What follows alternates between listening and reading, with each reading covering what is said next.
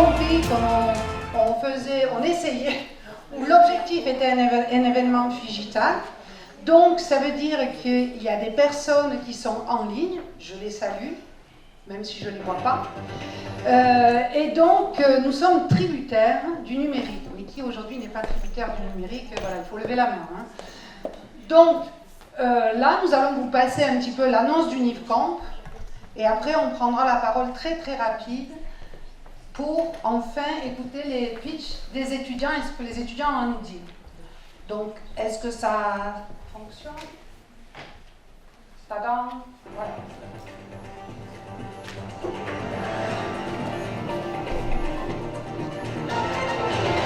Les étudiants en Master 2 MIPI Mythique de la promotion 2022 vous attendent le 14 avril pour UNIFCamp. Ils vous présenteront leurs projets qu'ils ont préparés toute l'année avec les collectivités et des entreprises. Ces projets gravitent autour de 3 thèmes. L'innovation, le numérique et l'immobilier tertiaire. À cette occasion, les étudiants réinventent l'urbanité en proposant des solutions innovantes et responsables pour les changements futurs de demain. Alors bloquez votre agenda et venez découvrir nos 10 projets à Céris. À bientôt.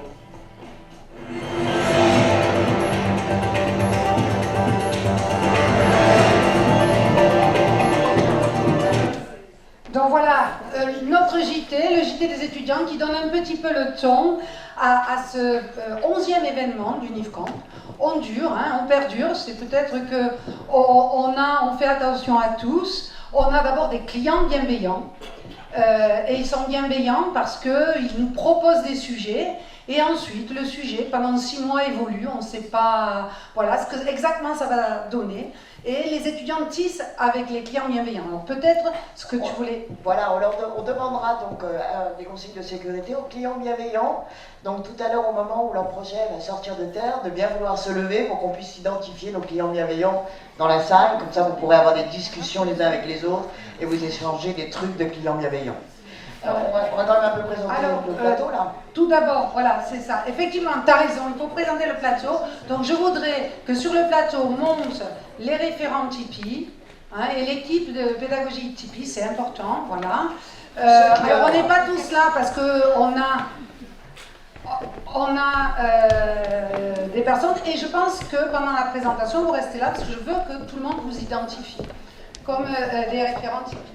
C'est la gymnastique du référent en fait. Ouais, donc ensuite, on vous présentera le conseil académique et professionnel qui est là.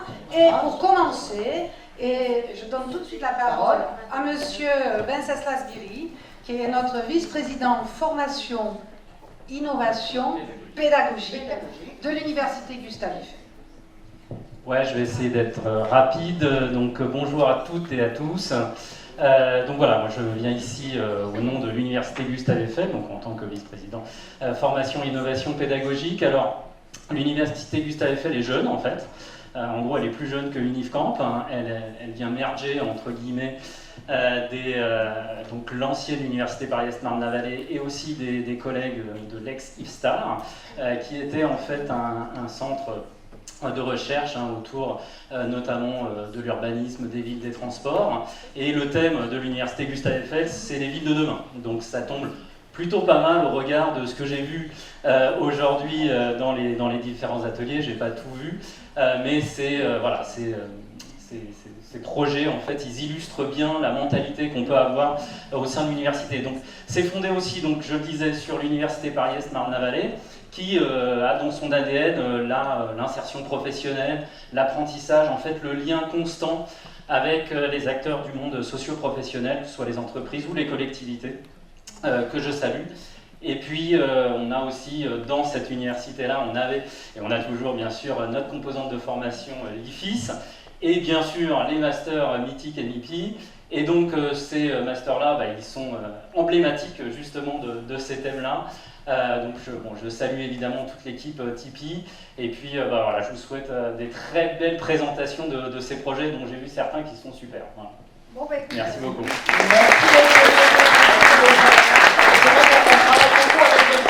Parce qu'on est sur le thème absolu de la ville de demain, donc on est très en phase avec eux. On va peut-être présenter rapidement l'équipe. Regarde, on commence par le cap. on suit. On commence par le cap. On suit, il y a un fil, on le suit. Oui, on suit. Ouais, non. Monsieur Silva. juste 2 secondes pour vous présenter. Oui, bonjour, François Silva. Donc c'est indiqué, c'est comme pour salut, quoi. C'est indiqué. Oui, mais dessus. c'est manger. Je sais manger. Donc je suis chercheur au 17. Donc le 17, c'est le laboratoire que nous avons en commun au CNAM, puisque je suis prof, j'étais enseignant au CNAM pendant 17 ans, sur le management, justement sur le SIRH et toute l'application du monde numérique, je dirais, au monde de l'entreprise. Et puis je suis doyen d'une école de commerce, du commerce, et nous formons donc dans le groupe IGS, donc nous formons 2000 étudiants par an sur les métiers du commerce. Voilà.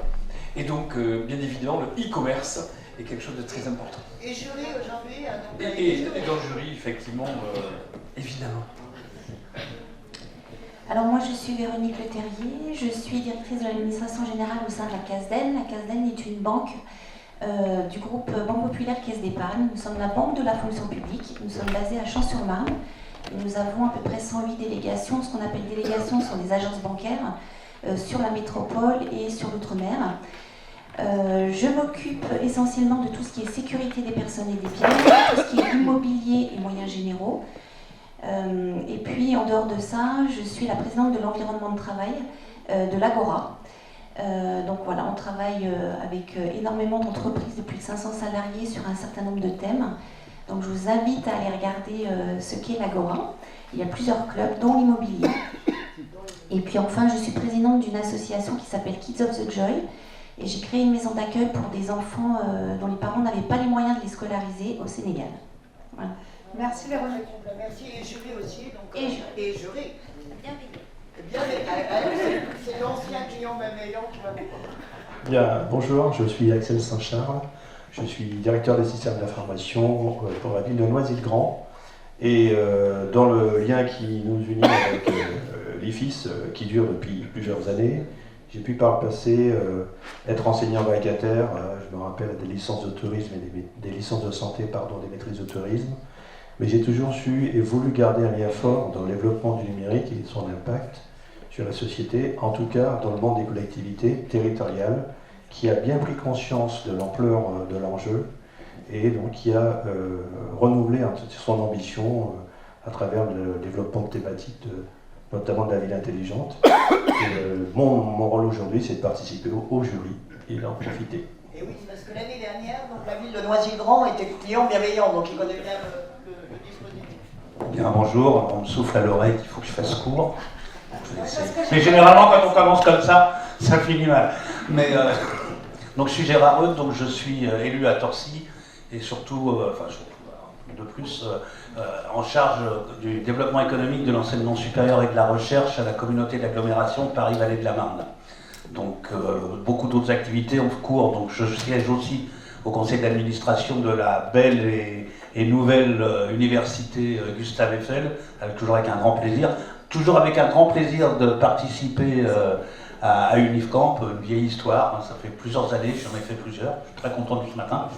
Et donc, et je suis aussi président de Descartes Développement et Innovation donc au sein du campus Descartes, avec en particulier, je vous invite à venir voir, un très très beau Fab Lab, un incubateur et puis plein d'autres choses. Voilà. Donc, et membre du jury aussi.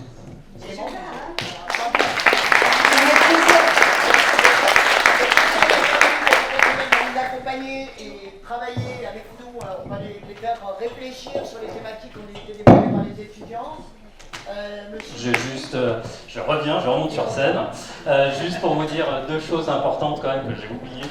La première chose, j'illustrais la superbe équipe pédagogique qu'on a, elle est reconnue maintenant puisque les masters Mythique MIPI sont maintenant labellisés. Mythique. Parce que c'est que du numérique. C'est que Mythique, oui, pardon, parce que c'est que du numérique. Labellisé autre chose. Voilà, qui est par l'association Information et Management. Voilà, ils font partie en fait des 7 premières formations sur toute la France labellisées par cette association. Donc bravo à eux. Vous pouvez les applaudir.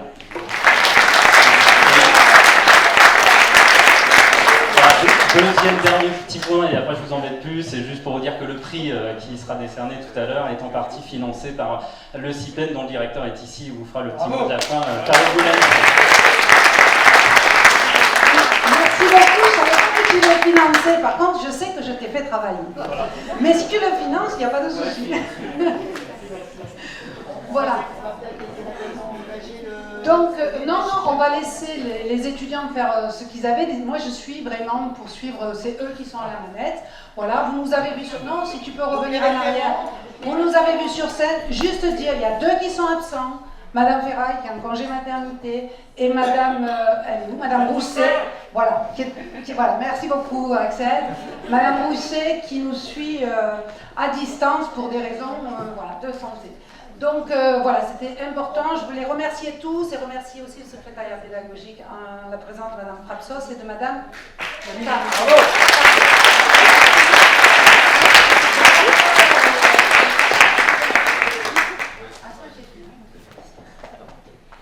Et maintenant, là dans le vif du sujet, nous allons aborder les 3 thématiques autour de l'urbanité, qui sont respecter l'environnement, réduire les inégalités et vivre en harmonie.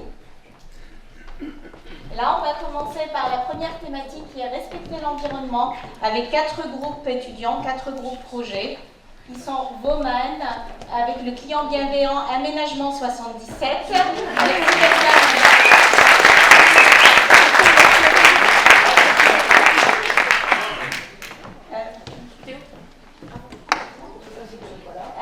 le groupe Workin avec comme client bienveillant Natixis.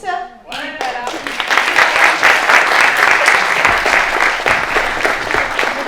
Sigma avec comme client bienveillant Open Data Soft et Cyrabel.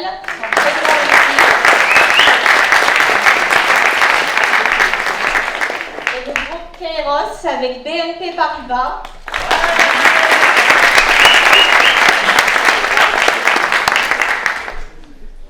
Là, le premier groupe, donc à vous de jouer.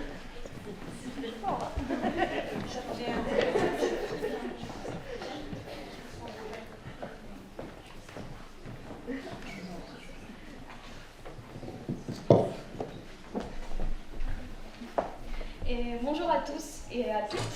Et bienvenue. Donc, nous avons la chance cette année d'ouvrir cette nouvelle édition UNIFCamp 2022. Nous sommes 2 étudiants à représenter l'équipe Woman, qui est composée de Nour, Mélanie, Victoria et Alvina et moi-même, 5 étudiants dynamiques qui travaillent sur un sujet innovant et d'actualité. De quoi s'agit-il ? Eh bien, la solution Bien Apprendre est une application en fait qui permet aux professionnels à la recherche d'activité d'évaluer en fait de façon en fait multicritère un bien immobilier hors logement. Comment utilise-t-on cette application, Alvina ? Eh bien, c'est très simple, ça. Il te suffit simplement de t'inscrire, de te connecter à l'application et de commencer ton diagnostic. Ensuite, tu exprimes ton besoin et grâce à un système d'intelligence artificielle, une offre de plusieurs critères t'est proposée. Donc, je suis à la recherche d'un local d'activité sur Céris afin d'implanter mon entreprise. D'accord. Et maintenant que tu exprimes en fait ton besoin, dès que tu as exprimé ton besoin, tu as une liste de critères qui apparaît. D'accord, donc l'application a l'air vraiment très ludique. Je souhaiterais avoir un bâtiment en périphérie avec peu de commerce à côté et la présence d'un parking client. D'accord, super. Eh bien, as-tu sélectionné tous les critères ? Oui, je confirme que j'ai sélectionné mes critères environnementaux, financiers et de bâtiment. Super. Et bien maintenant, le diagnostic va s'afficher dans un instant. J'aperçois à l'écran que l'analyse générale du bâtiment est de 65%. Qu'en penses-tu, Alvina ? Eh bien, je trouve que c'est assez satisfaisant, mais on peut faire mieux. Justement, l'application permet de soit d'acter ta décision d'approfondir l'étude, ou bien, si ça ne te convient pas, d'abandonner l'idée. Merci, Alvina. Comme vous avez pu constater, l'application Bien Apprendre a permis à Ozen d'acter sa décision de reprise d'un bâtiment. Vous aussi, venez nous rejoindre en salle 303 pour essayer notre application. Notre équipe sera ravie de vous accueillir. Avec Bien Apprendre, donnez une seconde vie au bâtiment. Merci.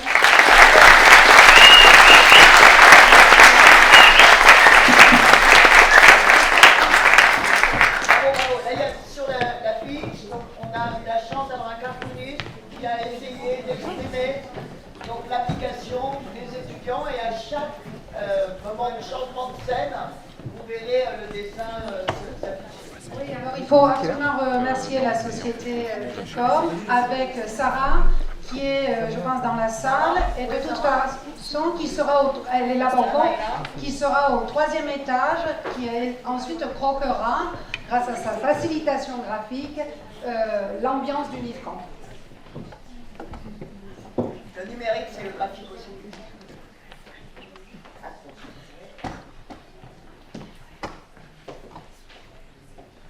Bonjour. Workin, c'est le projet de 5 entrepreneuses qui ont travaillé main dans la main afin de concevoir la solution qui va révolutionner le télétravail. Notre défi, améliorer le bien-être des salariés tout en réduisant le coût des locaux et l'empreinte carbone de votre entreprise. Alors, si vous êtes une entreprise qui désirait exprimer le plein potentiel du télétravail, laissez-nous vous expliquer le concept. Workin,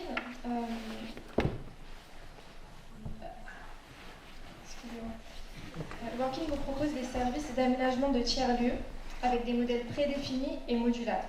Le plus, c'est que nous étudions les émissions carbone de nos espaces afin de vous proposer des services pour respecter au maximum vos objectifs nets zéro carbone. Avec ce dispositif, Workin vous propose des tiers-lieux personnalisés selon vos propres besoins. Mais ça ne s'arrête pas là. Nous proposons aussi l'application Workin à vos salariés. Elle recense l'ensemble des tiers-lieux de votre entreprise et des réseaux de coworking avec lesquels nous sommes partenaires. Trouvez l'espace le plus proche de chez vous, en voiture, trottinette et même à pied, en ayant la possibilité de réserver votre espace de travail, votre repas avec nos frigos connectés, une place de parking et même une salle de réunion. Géolocalisez votre tiers-lieu grâce à la carte interactive, visionnez votre poste en 360 et retrouvez vos collègues pour travailler ensemble. En bref, à partir d'une même plateforme, vous avez la possibilité de réserver l'espace de travail de votre entreprise, mais aussi de bénéficier des réseaux externes grâce à nos partenaires. Tout cela de manière extrêmement sécurisée, grâce à une authentification forte pour accéder à notre application, mais aussi des serrures connectées pour accéder à nos espaces. C'est ce que vous propose Workin. Vous vous demandez peut-être ce qui en fait son caractère innovant. Workin est la seule application disponible qui vous permet de réserver un tiers-lieu dans toute l'Île-de-France. Accompagnée de son offre d'aménagement, cette double offre en fait sa rareté. Aujourd'hui, nous sommes tous sensibilisés au sujet du bien-être des salariés, de la réduction du temps de trajet domicile-travail ainsi que la sous-occupation des bureaux. C'est pourquoi, si vous voulez bénéficier d'une offre répondant à tous ces enjeux, n'attendez plus et rejoignez Workin.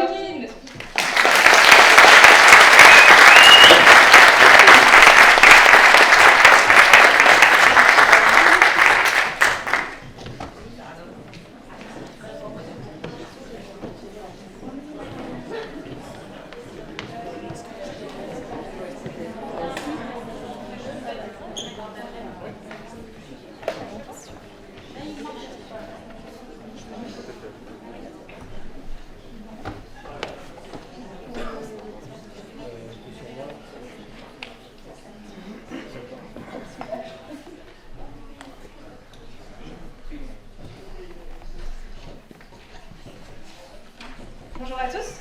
Donc aujourd'hui, je vais vous parler de notre application du plateau à l'assiette. Mais avant toute chose, j'aimerais revenir sur quelques chiffres. Il faut savoir qu'en France, c'est 10 millions de tonnes de nourriture perdues ou gaspillées tout au long de la chaîne alimentaire, ce qui équivaut à 16 milliards d'euros perdus, soit 240 € par année par foyer de perdu, ce qui est quand même énorme, et 15 millions de tonnes de CO2 émis pour rien du tout. Nous nous sommes concentrés sur le gaspillage alimentaire au niveau des cantines scolaires. Raison pour laquelle je vais vous poser une petite question, qui est à chaque service d'une cantine scolaire, combien de kilos de nourriture sont jetés en moyenne? J'ai bien dit à chaque service. Donc réponse A, 10 kilos, réponse B, 25 kilos, réponse C, 44 kilos. Donc je vais vous demander de participer. Donc qui est-ce qui pense que c'est la réponse A, soit 10 kilos? Ok. La réponse B? Ok. La réponse C? Effectivement, c'est la réponse C, 44 kilos, ce qui est énorme. Donc, pour pallier à ceci, à cette problématique, nous avons une solution qui est du plateau à l'assiette. Du plateau à l'assiette, c'est quoi? C'est une application qui va permettre de récupérer les denrées alimentaires qui n'ont pas été consommées au sein des cantines et de les proposer dans des frigos connectés.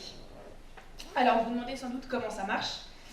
Alors, c'est assez facile. Donc, ce qui va se passer dans un premier temps, c'est que les cantines scolaires vont récupérer les aliments qui n'ont pas été mangés et vont les mettre à disposition dans des frigos connectés. Ensuite, les particuliers pourront directement, pour récupérer donc, ces denrées alimentaires, télécharger l'application, créer un compte. Une fois que ce compte va être créé, vous pourrez directement via l'application retrouver le frigo connecté le plus proche de chez vous, le sélectionner, vous validez. Une fois validé, vous obtenez un QR code, juste ici. Donc ce QR code, c'est la clé qui va vous permettre d'ouvrir la porte du frigo connecté. Donc vous avez simplement à prendre votre téléphone avec le QR code, vous le placez devant le scan et ça vous permet d'ouvrir la porte du frigo et de récupérer donc les aliments que vous voulez. Donc ici, on a une vision de ce à quoi pourrait ressembler notre solution avec la cantine scolaire juste derrière, sachant qu'on est sur la cantine scolaire, mais on pourra ensuite aller vers la restauration collective et donc le frigo connecté qui est vraiment le point fort de notre solution, puisque cela permet de récupérer de la nourriture 24 heures sur 24. Avant de conclure, je voulais quand même rapidement présenter notre équipe. Donc nous sommes l'équipe Sigma, donc nous sommes 5 étudiants, donc 3 du master MIPI, Ilham, Benjamin, Gaëtan et 2 du master mythique, 2 étudiantes, donc Margot et moi-même, Alice. Nous avons également donc, nos clients bienveillants, Open Data Soft et Cyrabel. Donc Open Data Soft nous ont permis d'obtenir de la donnée ouverte, Cyrabel de faire de la modélisation et de la cartographie. Et nous avons également travaillé avec la région Île-de-France sur les thématiques de la ville du quart d'heure, mais également de la ville de la demi-heure. J'espère que la présentation vous a plu et si vous voulez plus de précision, n'hésitez pas à nous rejoindre en salle 306. Merci.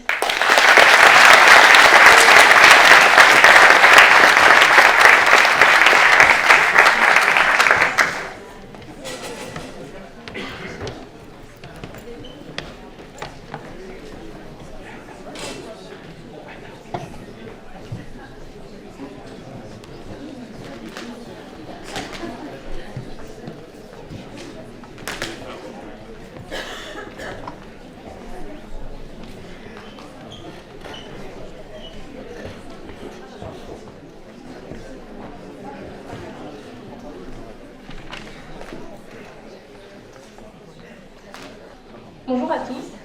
Alors, il y a 6 mois, Kairos est né pour répondre à un besoin, assurer la stratégie ESG des entreprises en favorisant la coopération entre les acteurs. Ça doit parler aux gestionnaires de l'immobilier. Pour les autres, petite explication. Aujourd'hui, avec la prise de conscience des enjeux liés au développement durable, des labellisations ont vu le jour. Celles-ci s'appuient sur des critères ESG, qui sont des critères environnementaux, sociaux et de gouvernance. Les entreprises doivent répondre à ces exigences et piloter de manière durable leurs bâtiments et par conséquent leurs fonds d'investissement. Pour ça, les gestionnaires de l'immobilier travaillent avec un grand nombre de données issues de l'exploitation des bâtiments. Vous l'aurez compris, les entreprises font face à de grands enjeux et ont besoin de solutions pour les accompagner. Kairos a donc conçu Coopki, une solution numérique d'aide au pilotage de la stratégie ESG des bâtiments. Kairos permet de renseigner la stratégie à suivre et visualiser l'évolution des critères ESG. Les gestionnaires peuvent voir en un seul coup d'œil si leurs objectifs sont atteints ou non. Ah, maintenant je crois qu'on a une question. Bonjour, je suis Asset Manager. En quoi votre solution va-t-elle m'aider dans mon quotidien? Bonjour, alors déjà, merci pour votre question. Ce qu'il faut savoir, c'est que les Asset Managers ont un accès spécifique sur la plateforme qui leur permet de renseigner les critères et les objectifs qui y sont associés. Donc, cette stratégie, elle va être liée à un fonds d'investissement et au bâtiment qui le compose. Ensuite, les gestionnaires de l'immobilier vont pouvoir visualiser l'évolution des critères. D'ailleurs, cette visualisation, elle est possible grâce à la business intelligence qui permet vraiment un suivi personnalisé. Je crois qu'on a une deuxième question. Oui, bonjour, merci. La visualisation, c'est important pour nos métiers, mais que nous apporte l'appli quand nos critères ne sont pas atteints? Coopki permet de rassembler tous les gestionnaires sur une même plateforme. On peut donc retrouver un espace pour les properties, leur permettant de proposer un plan d'action visible par l'asset qui pourra le valider. Oui, alors imaginons, je suis property manager. Je me rends compte qu'un de mes objectifs, par exemple la consommation d'électricité, n'est pas atteint. Je propose un plan d'action, il est validé par l'asset. Plus qu'à le mettre en route, suivre le planning et le budget de l'action. Ah, une dernière question. Alors oui, je ne travaille pas du tout dans le domaine de l'immobilier, mais j'aurais aimé savoir pourquoi le nom Cookie. Alors on dit Coopki parce que c'est la contraction entre coopération et le terme anglais key qui signifie clé. La solution est donc la clé de la coopération qui permet un échange entre tous ces acteurs. C'est une valeur forte puisque peu de solutions sur le marché la proposent. On vous remercie pour votre écoute. Si vous voulez venir échanger avec nous, nous sommes en salle 302.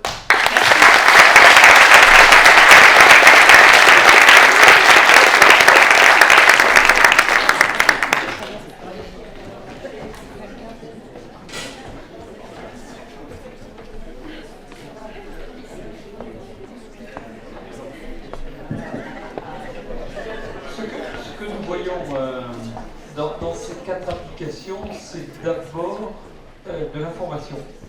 Et concrètement, c'est de la gestion d'informations qui va permettre d'analyser et qui va permettre d'agir. Alors d'agir sur les citoyens, effectivement, la nourriture par exemple est une dimension de citoyenneté, dans l'autre c'est beaucoup plus pratique et concret, et donc on est dans des dimensions qui sont plus des dimensions, je dirais, opérationnelles, quoi. La chose sur laquelle moi je voudrais vous sensibiliser, c'est que fondamentalement quand même, la question de l'information, c'est aussi quelque chose qui s'appelle le lien social. Et est-ce qu'effectivement ça apporte ou non du lien social, ça améliore? Puisque comme on parle de citoyenneté, c'est quand même une dimension importante. Rappelez-vous quand même, et là c'est Philippe Breton qui parle toujours de, et j'aime beaucoup cette phrase, notre société est de plus en plus communicante et de moins en moins relationnante. Et que donc il faut essayer à chaque fois d'essayer de voir comment ces applications, alors ce que je dis là, ce sera vrai pour les autres présentations, c'est d'abord des dimensions qui doivent aussi avoir une dimension de relation, d'interface. Et donc essayer de valoriser cette dimension-là, dans tous les cas, c'est quelque chose qui va pour vous permettre de constituer une vraie valeur ajoutée, quoi. De quelle façon ça crée du lien, ça crée, puisque là on le verra encore plus peut-être dans d'autres applications, d'autres présentations. Voilà ma réaction à chaud. Merci.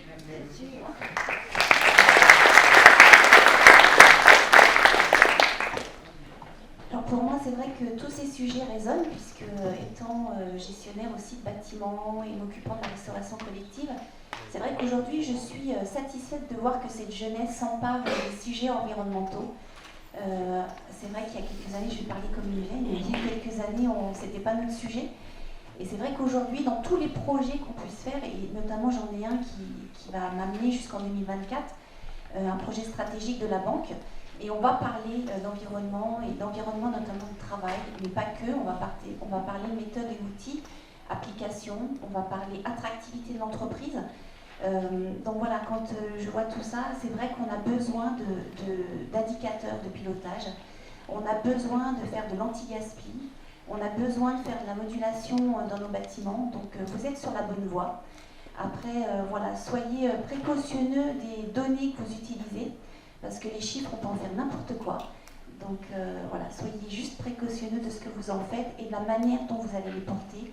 Et je suis d'accord avec François concernant le lien social. Aujourd'hui, on parle de télétravail, hein, vous en avez parlé dans vos applications. N'oubliez pas que l'humain, pour moi, c'est l'essentiel. Et souvent, je dis aux personnes qui travaillent avec moi, déplacez-vous et arrêtez de faire des emails. Le lien, il faut le conserver et c'est ce qui fait la force de l'entreprise.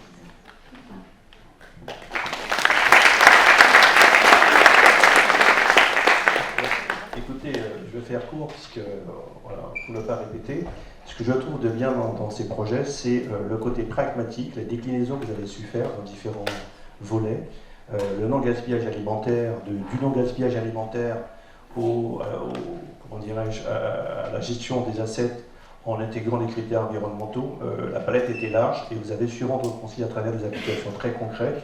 Donc je trouve que vous avez su passer des idées à des projets innovants et pour ça je vous tire mon chapeau.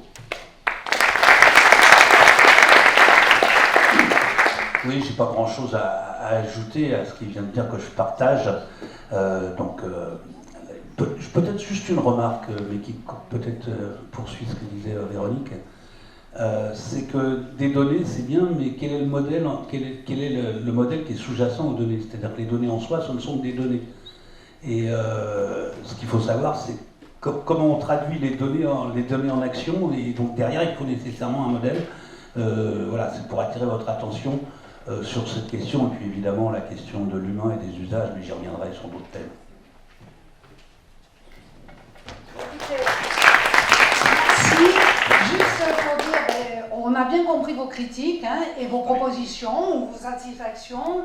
Créer du lien, l'importance du relationnel, vous avez noté dans ces projets, l'importance d'être très précautionneux avec les données, l'idée du modèle sous-jacent des données et surtout le pragmatisme là, que tu salues. Donc quelques critiques, mais globalement positives pour ce premier G des 4 projets.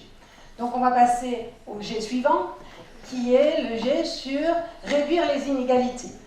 Donc on a 3 projets là sur réduire les inégalités. Ah, Manuel. Oh voilà. Comme l'a dit, on passe sur la thématique réduire les inégalités. Donc on va retrouver le groupe Innovation qui travaille avec son client bienveillant NJ.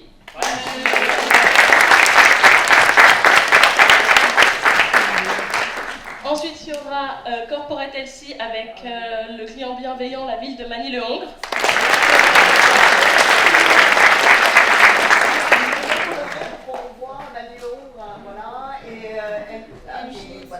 Manille-le-Hongre, ils sont 3, 2, et NJ, vous êtes, ils sont là-bas, voilà, donc ils sont 3.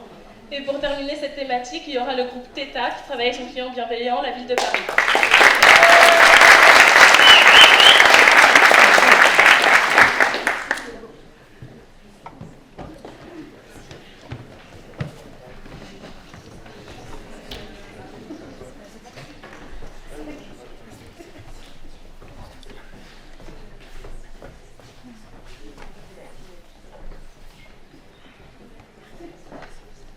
Bonjour à tous et bienvenue à l'événement INIFCamp. Nous sommes ravis de vous présenter notre projet sur lequel nous avons travaillé pendant plus de 6 mois. Donc tout d'abord, qui sommes-nous? Nous sommes la start-up Innovation, composée de 2 étudiantes en numérique et 2 étudiantes en immobilier. Donc vous l'aurez compris, innovation, c'est la contraction entre innovation et immobilier. Donc notre start-up vous propose de vous accompagner dans le déploiement de solutions numériques et de solutions numériques et immobilières avec une touche éco-responsable. Depuis 2020, nous traversons une crise sanitaire et l'accélération de la digitalisation est devenue une évidence. Du coup, avec notre équipe, on a développé une solution qui s'appelle ICO. Et en fait, cette solution, elle servira à former de façon ludique et autonome les techniciens sur les procédures techniques liées à l'exploitation du bâtiment, donc à l'aide d'un casque de réalité virtuelle. Donc on va vous montrer un peu comment ça fonctionne. Dans un premier temps, votre technicien nouvel arrivant va mettre son casque comme ceci. Puis, à l'écran, vous pouvez voir ce qu'il visualise. Donc là, on arrive sur la page d'accueil. L'application est déjà lancée. Subita choisit de se former sur la procédure incendie. Quelques informations lui sont données et ensuite, c'est parti. Donc normalement, il y a du son. Voilà.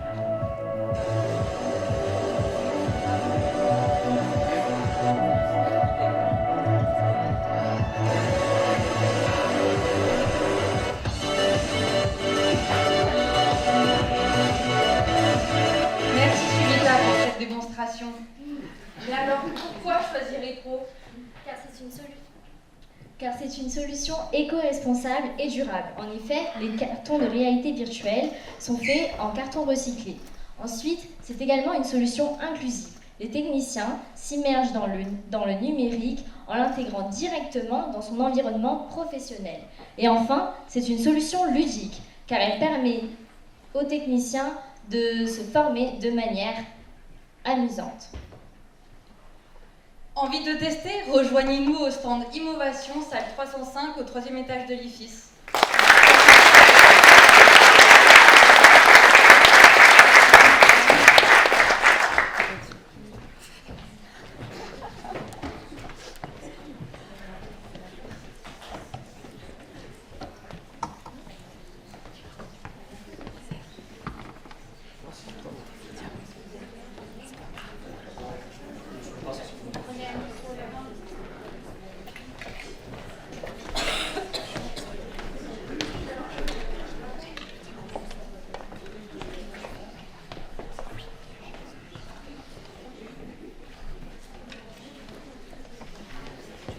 à tous. Du coup, on va vous présenter Corporate Healthy, qui est une start-up de conseil et de stratégie dans la santé. Mais avant de commencer, nous avons une question. Y en a-t-il parmi vous dans le public qui ont déjà eu des difficultés pour obtenir un rendez-vous chez un médecin ou chez un spécialiste? Si oui, levez la main. Vous êtes nombreux? C'est parce que vous êtes si nombreux que nous avons décidé de créer notre start-up Corporate Healthy, qui est destinée à toutes les collectivités locales en France parce que c'est très répandu les déserts médicaux. Et donc on est une société de conseil pour attirer les praticiens et pour adapter l'offre à tous les habitants. Donc notre équipe, pour réaliser cette mission, est la suivante. On a 3 experts numériques et 2 experts immobiliers. Et donc les solutions que l'on propose sont ici. On fait tout d'abord une étude du besoin avec du design thinking, on fait une veille stratégique, du benchmark, et on applique ainsi les meilleures solutions pour votre ville et les plus adaptées. Et on peut faire aussi des maquettes en 3D, des applications, et on s'adapte à toutes les situations. Et du coup, aujourd'hui, on a décidé de vous montrer l'un de nos clients bienveillants qui va être Mani Le Hongre, et on lui a créé un projet personnalisé qu'on a renommé Mani Health. Du coup, on va vous présenter Mani Le Hongre. Il faut savoir qu'elle est dans la communauté de Val d'Europe, et on a mis le chiffre comme quoi il y avait 8000 habitants en 2015, pour vous dire qu'il y en a 10 000 aujourd'hui, à peu près. Et donc, c'est une ville vraiment qui est grandissante, et donc il y a vraiment un besoin de praticiens pour pouvoir soigner la population. Il faut savoir que la maire de Mani Le Hongre a anticipé ce besoin en faisant un projet qui va être un projet de centre de soins qui va être proche du collège. Et du coup, elle est très dynamique car on sait qu'il y a Disney à côté, il y a Val d'Europe et il y a aussi le RER A qui est très accessible. Du coup, nous, on a imaginé un bâtiment et une application à partir d'études ethnographiques. Du coup, on a pris toutes les données qu'on a eues par rapport aux praticiens et aux futurs étudiants en médecine. Et du coup, on sait qu'ils ont un besoin d'avoir tout sur place pour les patients. C'est-à-dire qu'on a un service de A à Z. On va voir son médecin, on va à la pharmacie, on va au laboratoire, et du coup, tout est géré dans le même bâtiment. Donc, on gagne du temps et on dépollue un peu la planète en gardant sa voiture sur le parking. Ensuite, le deuxième point, ça va être une salle commune de partage entre pairs. Car on sait que les jeunes médecins ont un peu la crainte au début de leur parcours, et du coup pouvoir partager entre pairs des instants informels, c'est très important pour eux. Et le dernier point, c'est la start-up au sein du centre même. Cette idée nous est venue car il y a certains praticiens qui sont en hôpitaux, car ils sont proches de l'innovation, et nous on s'est dit que le centre de soins, on allait se challenger, en étant proche de l'innovation, en ayant des start-up qui peuvent expérimenter leurs solutions au sein même du centre, ce qui nous permet de faire des économies d'échelle, et aussi d'avoir un terrain d'innovation permanente. Ensuite, on a imaginé une application pour les patients.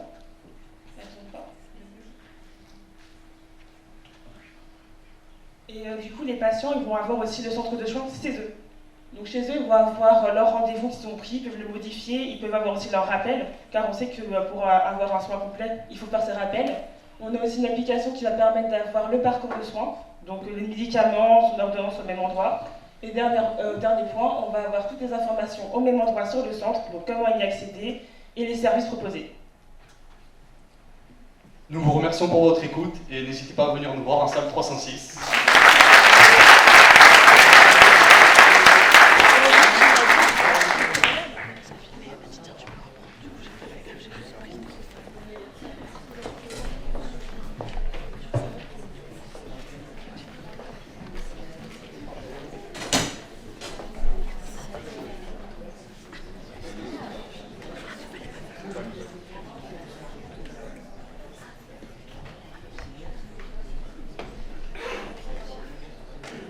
Bonjour à toutes et à tous et bienvenue à la présentation de la solution innovante du groupe TETA.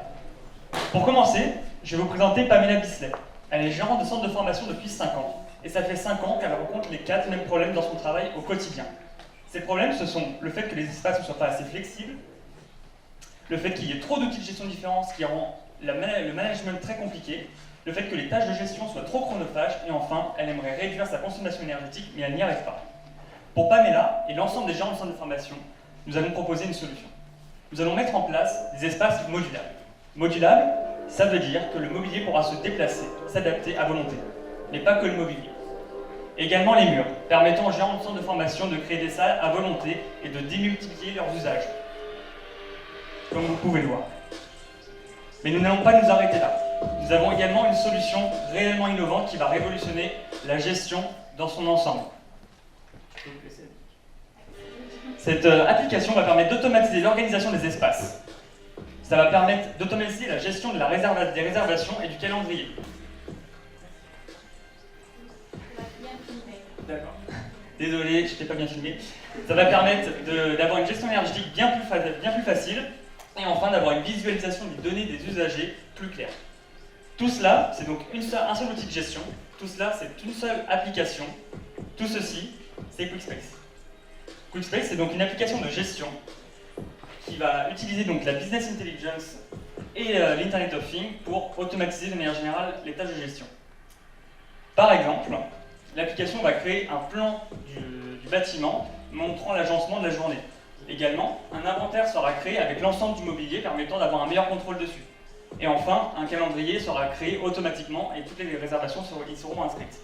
Pour la partie données, les données utilisateurs seront donc renseignées sur une page avec des graphiques qui seront personnalisables par le gérant à volonté. Et la partie données énergétiques est très importante. L'application permettra au final aux gérants de centre de formation de mieux comprendre le comportement de son bâtiment et avec un logiciel, avec un algorithme, l'application proposera des solutions pour améliorer la gestion énergétique. En termes de marché, aujourd'hui on est sur un marché de 150 000 clients potentiels rien qu'en France, et donc on se positionne sur le marché de la rénovation et de la GTD, qui sont tous les deux en croissance. Et en plus, on s'appuie sur des partenaires experts dans ces milieux qui vont nous aider dans la recherche et développement et dans la mise en place de nos solutions. Et enfin, du coup, nos revenus sont composés de l'application et du commissionnement sur les travaux, et on a un revenu, un chiffre d'affaires à 3 ans de 688 000 €. Je vous remercie de m'avoir écouté et je vous invite à venir nous rejoindre dans salle 307 pour venir vivre l'expérience QuickSpace à 360 €.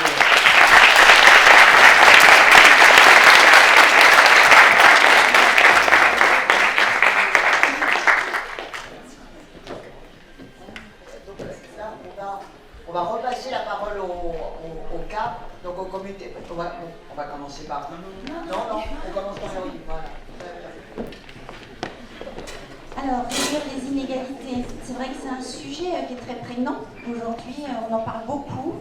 On a parlé de l'environnement, les inégalités, ça revêt plein de notions. On parle de l'inégalité sociale, on va parler de l'inégalité au logement, l'inégalité de la santé.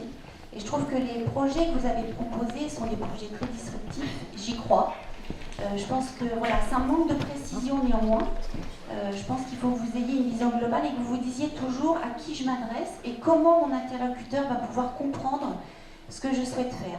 Donc voilà, c'est continuer sur ce chemin. Je pense que vous avez, quand je vois les différents projets qui ont été proposés, je trouve que c'est bien dans la mouvance. Quand je rapporte ça à mon métier, oui, on va utiliser, on parle du métaverse, donc quand je vois certains de vos projets, ça m'y fait penser. Vous êtes les personnes montantes dans ce domaine. J'espère qu'un jour je pourrai le voir au sein de mon bâtiment parce que c'est vrai que ça sera très utile. Et puis, bien sûr, les inégalités, quand on voit les déserts médicaux qu'il y a partout, quand on voit la difficulté qu'on a à trouver des médecins pour se faire soigner, c'est quand même un comble au XXIe siècle. Le bien-être aussi au travail, on parle beaucoup de bien-être au travail, et je pense que ça passe par de la flexibilité, de l'adaptabilité. En tout cas, j'y crois fort à tous ces projets.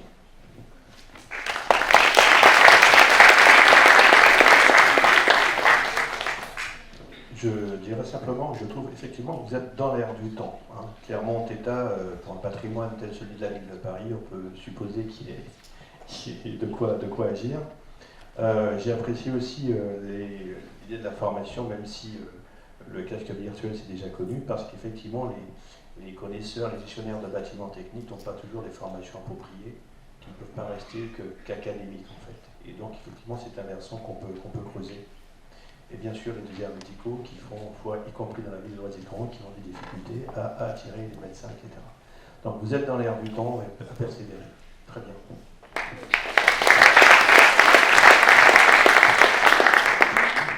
Oui, donc moi aussi, je pense que c'est des projets qui sont évidemment dans les les questions qui se posent aujourd'hui. Donc vous avez sur ces 3 projets abordé donc, la question de la formation d'une manière générale et puis la question effectivement de la santé. Mais finalement on va peut-être se répéter. Je pense que dans tous les domaines, on voit bien que vous avez des solutions en termes technologiques, des applications. Est-ce qu'il ne manque pas dans la réflexion quelque chose sur, c'est ce que je disais tout à l'heure, sur l'humain, hein, comment les gens vont s'approprier réellement dans leur vie ce type d'outils pour que ça réduise effectivement les inégalités. Et si je prends la question de la santé, c'est un peu pareil entre, quand j'étais plus jeune, on parlait du soft et du hard. On peut régler le problème du hard, c'est-à-dire un bâtiment, mais si on ne règle pas le problème du soft, à savoir qu'il y a effectivement des médecins qui viennent parce que exercer, on n'aura pas réglé l'ensemble, la totalité du problème. Voilà, donc juste toujours penser la question aussi de c'est l'humain qui fait fonctionner tout ça finalement.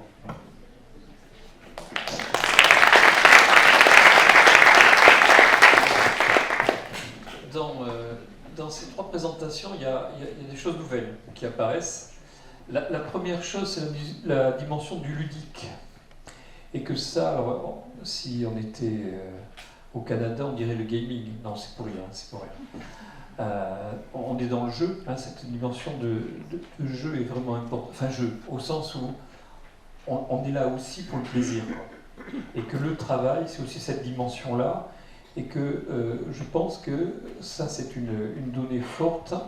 Tu disais tout à l'heure, tu parlais du métaverse. Ça va faire partie de cette dimension-là. Le métaverse nous fait entrer dans... J'imagine que vous tous, ou quasiment tous, vous êtes dans des jeux vidéo dans lesquels vous y passez beaucoup de temps, surtout quand on était confronté à rester chez soi. Donc, mais c'est une accélération, ça nous a permis une accélération de ces dimensions-là, et on n'en est qu'au début, en particulier dans la vie professionnelle. Hein. C'est qu'aujourd'hui, la dimension du ludique est vraiment dans la vie personnelle, mais on va entrer vraiment de plus en plus, et c'est une revendication que vous avez. Le travail, c'est plus le travail au sens du tripalium, c'est-à-dire l'instrument de torture que les Romains avaient pour les esclaves qui fautaient. Le Christ, vous savez, la croix, c'était en fait un tripalium initialement. Hein, bon, voilà. Et on entre dans autre chose. On n'est pas là pour s'emmerder, quoi. Et donc on est là pour avoir du plaisir, et le plaisir de vivre ensemble, la convivialité, toutes ces dimensions-là. Et donc ça me semble vraiment important. Et il y a une des applications à vraiment revendiquer ça, je crois que c'est vraiment important. Deuxième chose qui apparaît là, c'est la notion d'ingénierie. Et là, on voit bien que pour construire ces applications, il faut effectivement avoir des partenaires, avoir des personnes extérieures. Et il faut qu'on arrive à travailler, à collecter, à pouvoir réunir des gens qui sont aujourd'hui épars. Hein. Et donc c'est cette capacité, je dirais, de collecter, de faire travailler ensemble des gens qui a priori ne sont pas habitués à travailler ensemble. Et que ça me semble être aussi une dimension très importante. Ces applications-là, c'est en quelque sorte un lieu de rencontre qui va permettre effectivement de faire une proposition nouvelle et innovante. Alors, le dernier point, c'est la notion de simplicité. Je pense que, je ne sais pas si vos applications, l'utilisation va être compliquée. Si c'est compliqué, c'est foutu. Et donc, il est impératif, effectivement, que ça soit simple. Ou que ça s'intègre même dans des applications existantes. Enfin, ça, c'est donc, la question, par exemple, de la santé, moi je connais, parce que je suis aussi en même temps élu d'une commune rurale dans le sud-ouest, 1400 habitants. Autour, nous avons des communes entre 100 et 300 habitants, et donc on est et c'est impératif que, là par exemple, on n'ait pas de psychologue. Donc comment trouver un psychologue, comment faire en sorte qu'un psychologue vienne dans notre pôle santé que nous avons créé, et comment nos habitants vont pouvoir aller voir aussi le psychologue, parce qu'ils sont pas habitués à ça. Donc il y a toute une démarche, je dirais, de sensibilisation sur l'intérêt d'avoir comme ça un professionnel de ce type dans un monde rural qui n'est pas habitué à ça. Donc ça nécessite effectivement d'apprendre aussi à expliquer, hein, donc une pédagogie, et ça c'est le dernier point. Il y a une pédagogie qu'il faut que vous développiez dans vos présentations, et c'est très très important. Et c'est là où je trouve intéressant, et là je félicite les enseignants, par ce biais-là, vous apprenez aussi à vous présenter, à être dans une relation à l'autre, et que ça c'est vraiment important. Et il faut apprendre, ça s'apprend. On doit apprendre à communiquer, on doit apprendre à être en relation. Et là, il y a des techniques, et ces techniques-là, c'est d'abord l'expérience. Et donc, ça, c'est vraiment, ça me semble aussi très important dans la démarche que vous avez. Merci.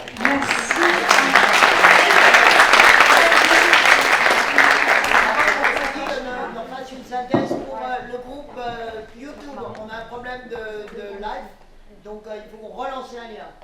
C'est bon? Génial. On est reparti avant même de... Juste, je prends la parole 2 minutes. Non, on peut rester sur... Oui, après c'est fini, voilà. On peut rester sur la slide précédente. C'est juste pour conclure pour le 4. C'est vrai, j'aurais dû prendre ma règle parce que lui, il est très bavard. Là, voilà, c'est bon. Mais alors, il y a des choses super intéressantes qui ont été dites. Je prends quelques mots-clés parce que c'est important de fixer les idées, bien sûr pas pour les clients bienveillants, bien sûr pas pour les invités, mais pour les étudiants. C'est mon travers d'enseignant. Les mots-clés que je retiens, c'est demain, ça sera de la techno, et on nous a expliqué le métavers, il va falloir qu'on s'y penche, peut-être l'année prochaine, on va savoir. L'humain, c'est toujours super important, et il faut être simple, et ça j'ai bien compris parce qu'il y a des problèmes d'appropriation. Les étudiants ont tout à fait pigé que ce qui plaisait, c'était aussi un travail, mais un travail qu'on aime faire, donc avec du jeu, de l'activité plaisante, pas de tribunal. Et puis une chose, moi, qui me tient beaucoup à cœur, dont on n'a pas beaucoup parlé aujourd'hui, c'est se rendre compte que faire quelque chose, c'est fédérer des gens ensemble, c'est travailler un écosystème, c'est le créer, le faire émerger et faire en sorte qu'il soit durable. C'est cette notion d'ingénierie que tu as dit et que vraiment je tiens à poser. Voilà, donc je passe la parole à mon alter ego. Voilà. Merci Claudie. Donc là, l'objectif quand même de tous, c'est de vivre ensemble en harmonie. Et donc là, on va vous présenter 3 projets. Alors on va vous proposer un projet, le premier projet sur la sécurité, parce que vivre en harmonie, c'est aussi vivre en sécurité. Et donc là, je vais demander à la ville de Chelles de se lever, notre client bienveillant.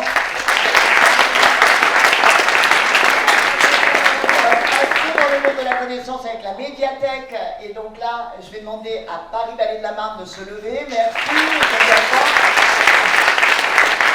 Et enfin, alors l'assurance maladie, et on va parler du bien-être. Et là, on a une équipe donc de l'assurance maladie qui est venue nous, voilà, qui est avec nous, et j'aimerais bien qu'il se lève.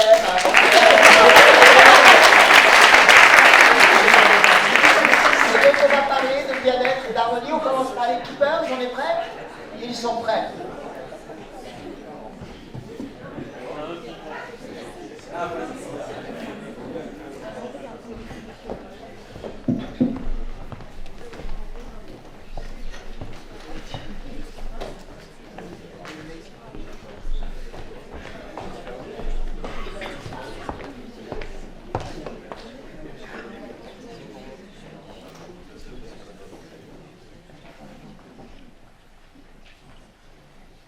Bonjour, je suis journaliste pour Unifcamp. Pouvez-vous vous présenter? Oui, bien sûr, bonjour.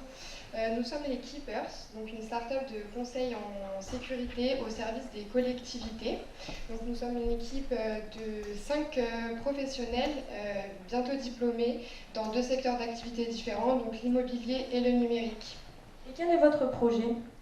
Notre projet, nous avons décidé donc d'allier nos différentes compétences afin de proposer un concept innovant s'inscrivant dans l'esprit de la Smart City, tout en répondant à une problématique de notre client bienveillant, la ville de Chelles. Mais quelle était cette problématique? Alors, votre problématique était comment peut-on sécuriser et automatiser l'ouverture et la fermeture des espaces extérieurs de la ville, donc typiquement des parcs ou des aires de jeu, tout en limitant un maximum l'intervention des agents municipaux. Quels en étaient les enjeux?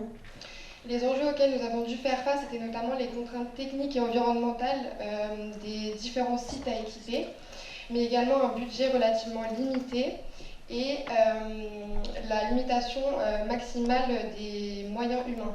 Mais alors, que proposez-vous? Notre solution que nous proposons aujourd'hui est une solution qui est à la fois adaptable et modulable à l'ensemble des sites extérieurs. Elle est également automatisable et programmable à distance et énergétiquement durable et autosuffisante. Et pour finir, elle est économique et ne nécessite aucun travaux de génie civil. Notre solution répond donc à l'entièreté des objectifs que nous avait fixés notre client. Cependant, nous avons souhaité aller plus loin en proposant non seulement de se concentrer sur les besoins de la ville, mais également du citoyen. Je vais donc laisser la parole à notre ingénieur numérique afin de vous proposer et vous présenter notre petit plus. En effet, donc aujourd'hui avec les progrès technologiques, c'est vrai qu'on n'imagine plus sécurité sans facilité. Donc en fait, on a décidé d'aller plus loin dans notre projet en développant le service complémentaire GeoKey by Keepers. Mais qu'est-ce que GeoKey concrètement? Alors imaginez-vous une application qui vous permettrait à la fois de centraliser et de faciliter nos solutions d'automatisation précédemment expliquées, tout en étant davantage tourné vers le citoyen. Et bien ça va être là l'objectif principal de GeoKey.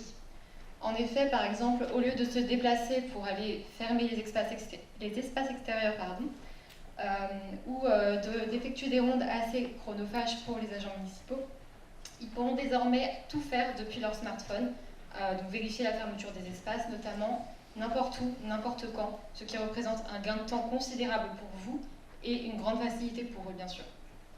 Enfin, toujours dans l'objectif d'apporter une valeur ajoutée à nos solutions, nous avons également imaginé une interface utilisateur de GeoKey dans laquelle l'objectif va être d'améliorer l'expérience utilisateur qui seront donc les citoyens mais également les visiteurs d'espaces extérieurs et qui auront accès donc à une interface visiteur de GeoKey aux multiples fonctionnalités dédiées. Mais là-dessus, nous n'allons pas nous en dire plus tout de suite.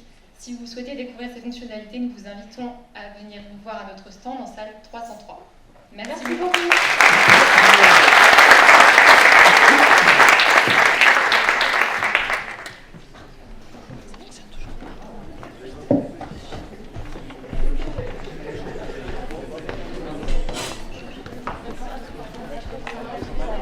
Yo.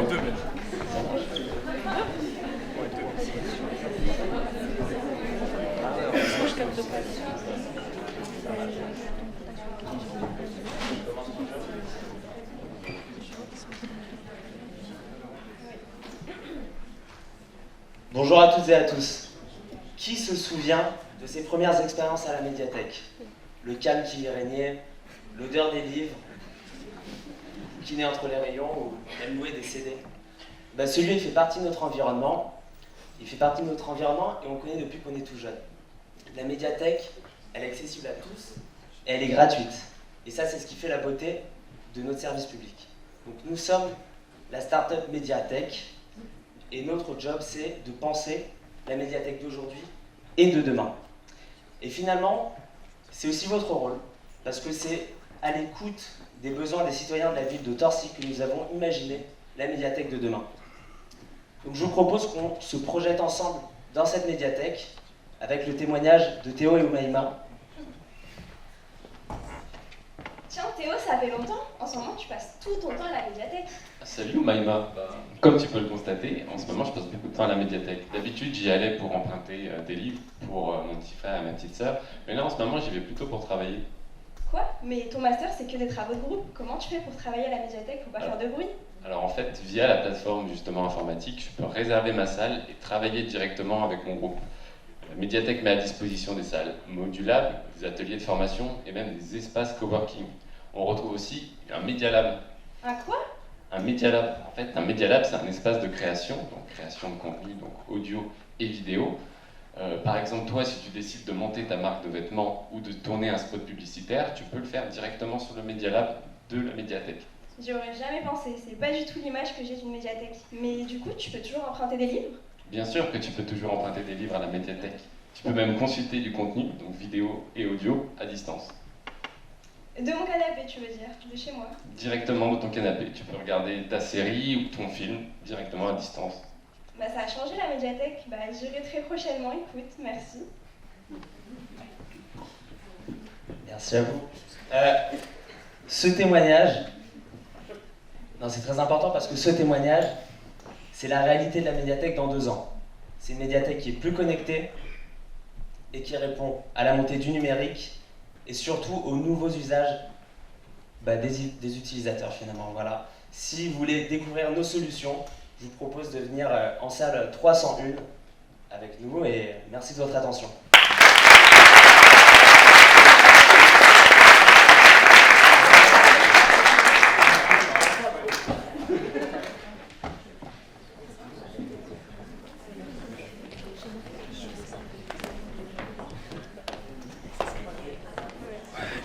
Ils sont bloqués.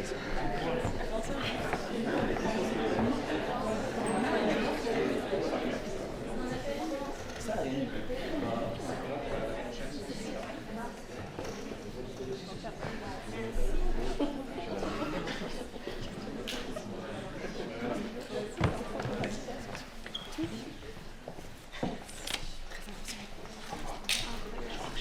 C'est bon, on peut y aller, allons-y. Let's go. Donc bonjour à toutes et à tous, j'espère que tout le monde va bien et qu'il vous reste encore un peu d'énergie pour la dernière présentation de la matinée.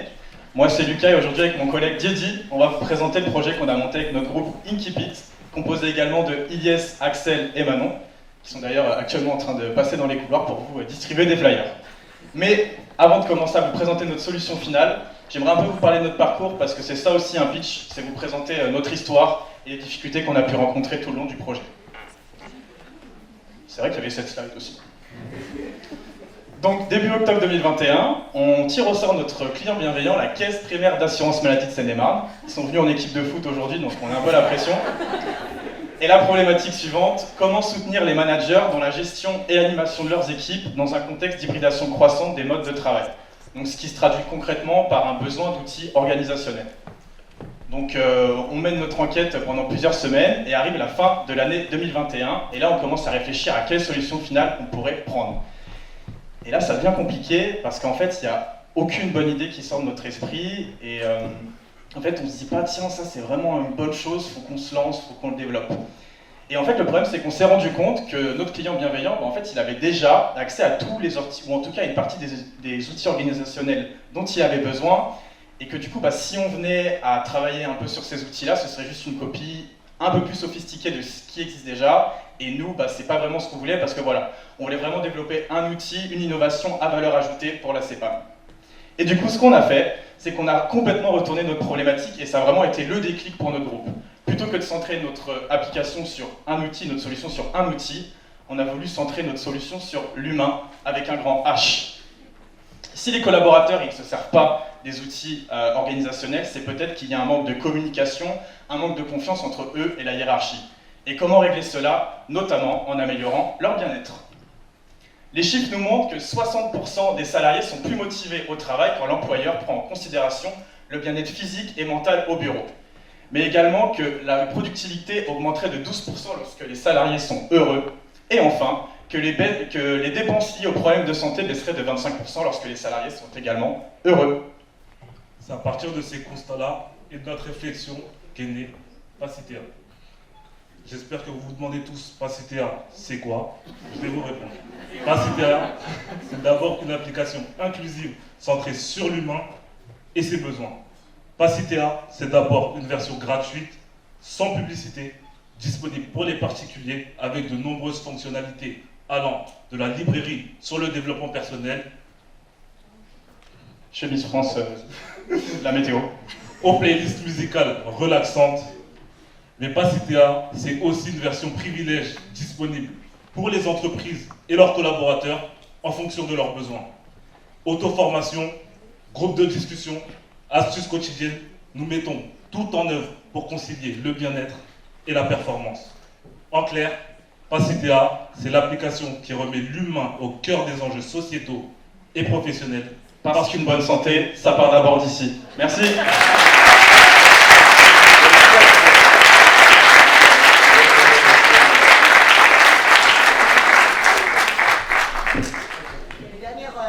Une dernière intervention du CAP sur ce qui vient de nous être présenté, parce que là on est dans l'humain, on parlait d'humain tout à l'heure, on est en plein dedans là. Oui, non, ce qui me... On est encore une fois, bravo. Ce que j'ai envie de dire, c'est que, si j'ai bien compris le process, ce sont les clients bienveillants qui donnent un sujet. Et ce qui, moi, me marque, c'est qu'il y a quand même beaucoup qui tournent autour de problématiques qui sont assez similaires, en particulier celles sur le bien-être au travail, l'organisation, la formation au travail, comment... donc je prends ça plutôt pour un bon signal, parce que c'est vrai qu'on a connu dans le passé pas mal, et ça continue de temps en temps, une souffrance dans une certaine forme d'organisation. Alors je pense qu'aujourd'hui, de toute façon, les employeurs, publics ou privés, de toute façon, s'ils ne le font pas, ils n'arrivent plus à recruter. Donc on est en plus au-delà de la question de l'humain, en plus c'est même l'efficacité qui est en jeu. C'est que si jamais les salariés ne se trouvent pas bien dans leur job, alors avec la question du sens, on pourrait revenir pour le coup sur l'environnement et les inégalités, mais aussi sur comment, là aussi la bienveillance, comment je suis traité, comment... Voilà, donc vraiment ça c'est positif de voir cela. Le deuxième, c'est une remarque, mais qui n'est pas seulement sur ces trois-là d'ailleurs, ces trois projets, c'est prendre en compte la résistance au changement, les freins. Souvent, dans vos projets, et c'est très bien, vous fixez la cible, vous fixez ce que vous voulez faire, peut-être sur une route, vous dites je veux aller là, mais vous imaginez pas peut-être que vous allez trouver un gros caillou sur la route et qu'il va falloir le déplacer. Donc, toujours penser qu'au-delà de la cible, eh bien, il y a la route pour y arriver, et que dans cette route, elle peut être de temps en temps semée d'embûches, et qu'il faut s'y préparer. Mais encore une fois, bravo.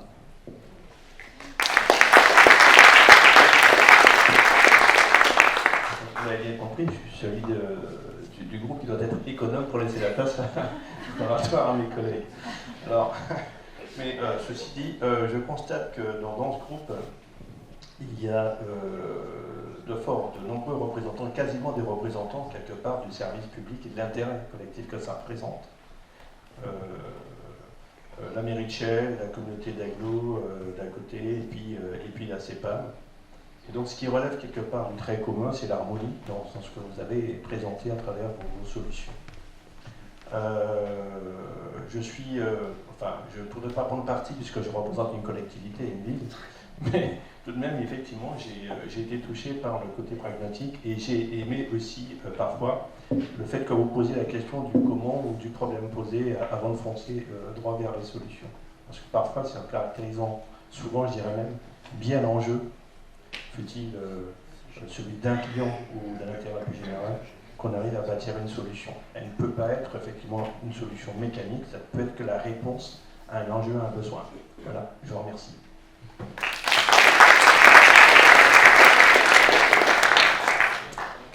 Alors les sujets évoqués sont vraiment très intéressants et surtout peuvent s'implémenter au sein de ma structure. Lorsque je fais des formations de sécurité, je dis aux salariés que c'est ma priorité. Voilà, la sécurité au sein d'une structure, c'est la priorité. On est garant du bien-être physique et mental de nos salariés, donc sujet majeur. Mais il y a aussi tout le bien-être. Aujourd'hui, il y a beaucoup de gens, vous savez, on a traversé la pandémie, aujourd'hui il y a la guerre. Il y a plein de gens qui se recroquevillent sur eux-mêmes et qui ne veulent plus revenir au travail. Nous, notre challenge aujourd'hui, c'est d'avoir une attractivité pour que ces gens-là souhaitent revenir au travail et retrouvent le goût à la rencontre, au partage. Et aujourd'hui, on travaille sur des sujets pour que ces gens-là reviennent chez nous. Donc quand j'entends bien-être, ça m'évoque beaucoup de choses. Quand j'entends partage, Ça m'évoque aussi des choses. Donc je vais m'inspirer de ce que vous avez imaginé pour essayer un peu de le retranscrire dans ma structure. Donc je vous en remercie parce que ça va m'aider dans mon travail. Et puis je voulais aussi remercier la CPM qui s'est emparée d'un sujet. Je suis ravie que voilà, on œuvre pour le bien public et que oui, on trouve des solutions pour que on parlait de plaisir tout à l'heure au travail. Alors il n'y a pas que le plaisir, il ne faut pas oublier qu'on vient quand même dans son bâtiment pour travailler, il ne faut pas oublier quand même l'essence même du travail. Mais bien évidemment, on peut y associer plein d'autres choses autour et l'objectif, comme le disait Claudie, oui, il faut fédérer, et bien fédérer pour faire revenir au travail, donc c'est notre travail, nous, environnement de travail, de faire revenir tous ces gens, mais c'est aussi qu'ils y trouvent du plaisir et qu'on puisse les garder, parce qu'aujourd'hui, il y a de la volatilité sur le marché de l'emploi. Et l'objectif, bien évidemment, c'est de grandir, et on grandit en ayant plusieurs emplois dans sa vie professionnelle, mais c'est aussi de rester un moment et de pouvoir avoir cet ADN qui nous fait grandir au sein même de la structure. Dans mon métier, alors je vous parle un peu de moi, mais j'ai fait pas mal d'emplois, et aujourd'hui, j'ai trouvé une sérénité, et c'est ce à quoi vous devez aspirer, une sérénité dans votre travail, c'est-à-dire que vous travaillez bien, mais qu'on vous donne aussi les moyens de bien travailler et que vous trouvez des gens avec lesquels vous pouvez échanger et partager. Donc n'oubliez pas cette optique, le jour où vous allez prendre un emploi, de vous dire, voilà, il faut de la rigueur, il faut de l'organisation, il faut du sérieux, c'est ce que vous montrez au travers de vos projets. Après, il faut de la constance, la détermination, être convaincu de ce qu'on fait. Mais voilà, n'oubliez pas qu'aussi, on grandit en allant ailleurs. J'arrête parce que je pourrais parler.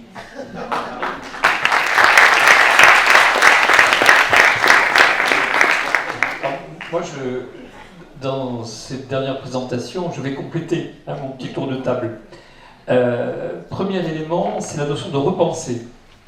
Et que là, je vois que beaucoup de ces applications, enfin les trois et puis toutes les autres, c'est une notion de remettre en question, en quelque sorte. Et qu'on en a bien besoin. Parce qu'effectivement, si aujourd'hui, en France en particulier, le travail est encore vécu comme quelque chose dans lequel on ne s'épanouit pas, c'est parce qu'on n'est pas reconnu. C'est parce que tais-toi et travaille. Quand en fait le travail, ça va être au contraire débat, discute, propose, discutons ensemble et peut-être même décidons ensemble. Pourquoi pas? On pourrait aller jusque-là. Mais quand on est au Danemark, quand on est en Suède, quand on est aux Pays-Bas, la question de la délibération collective, c'est une réalité. Et que ça, nous devons l'inventer parce que nous sommes toujours dans une relation dominante de verticalité. La loi du père. On est toujours dans cette dimension-là et c'est ça qu'on remet en question aujourd'hui. Et c'est ça que vos applications, tout ce que vous avez exprimé là, ça montre. Et que s'il y a aujourd'hui une crise du travail dans ce pays en particulier, c'est parce que justement, il n'y a pas une reconnaissance de l'autre, une reconnaissance de chacun. C'est une notion centrale. Et je dirais même que c'est la base de la démocratie. La démocratie dans l'entreprise, la démocratie dans le bureau, la démocratie dans l'atelier. Et que cette dimension-là, elle est centrale. Oui, on peut faire un débat, mais je ne sais pas si...